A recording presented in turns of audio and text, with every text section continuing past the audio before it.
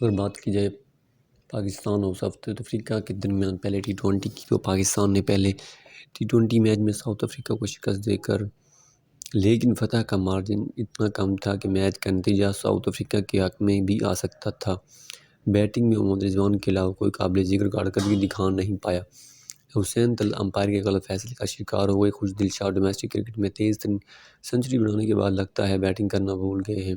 پاکستان کا ٹوٹل کم از کم 180 پلس ہونا چاہیے تھا۔ ایسا تبھی ہو سکتا ہے جب پر پلے میں 60 سے 50 رنز کے قریب بنائے جائیں، مگر بدقسمتی سے ایسا نہیں ہو سکا۔ اگر بات کی جائے حیدر علی کی، تو حیدر علی کے اندر بہت زیادہ ٹیلنٹ موجود ہے، مگر ٹیلنٹ کے ساتھ ساتھ بہت ساری خامیاں بھی ابھر کر سامنے آئی ہیں، جن کے اوپر بہت زیادہ محنت کرنے کی ضرورت ہے۔ پہلے نمبر پر جو خامی ہے، ان کے اندر ابھی بھی جلد بازی کا عنصر موجود ہے، اور جتنے شاٹس کھیلتے ہیں جلد بازی میں کھیلتے ہیں۔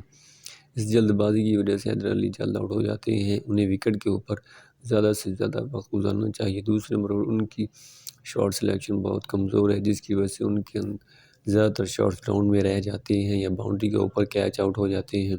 اگر بات کی جائے عمر اکمل کی، تو وہ بھی جب شروع میں آئے تھے تو کمال بیٹنگ کا مظاہرہ کرتے تھے، مگر ان کے اندر بھی یہی خامی تھی کہ جلد بازی کا مظاہرہ کرتے تھے اور ہر بال باؤنڈری کے باہر پھینکنے کی کوشش کرتے تھے، جس کی وجہ سے وہ ناکام ہو گئے اور زیادہ دیر تک قومی ٹیم میں شامل نہ ہو سکے۔ حیدر علی ایک شاندار کھلاڑی ہے، ابھی ان کے پاس کافی وقت ہے۔ انہیں سخت محنت کرنی چاہیے اور اپنی ان خامیوں کو دور کرنا چاہیے، ورنہ حال عمر اکمل والا ہوگا۔